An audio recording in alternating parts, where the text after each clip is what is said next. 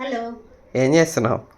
రేపు శివరాత్రి కదా, అందుకని మల్లెపూలు అల్లుతున్నా అనమాట.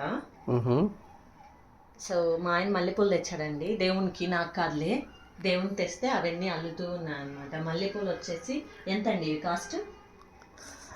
100 గ్రాములు వచ్చి 100 రూపాయలు. 100 గ్రాములు 100 రూపాయలు అంట. అంటే మా ఆయన 200 రూపాయలు తెచ్చాడు పూలు. ఆల్రెడీ ఒక సెట్ అల్లి లోపల పెట్టేశాను.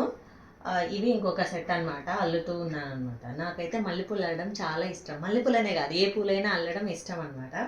కాకపోతే ఇక్కడ మనము అంత ఇదిగా తెచ్చుకొని అల్లుకోం కదా, ఎందుకో మా ఆయన ఈసారి అల్లకుండా ఉండే మల్లెపూలు తీసుకొచ్చాడు నాకు పని పెట్టాలని.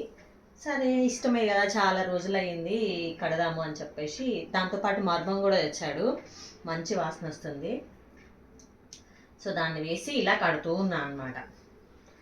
అలాగే మీ శివరాత్రికి మీ ఇంట్లో ఎలా ఏమంటారు, ఏం జరుగుతున్నాయి, ఎలా స్టార్ట్ చేశారు అన్ని పనులు, కామెంట్ బాక్స్లో కామెంట్ చేయండి.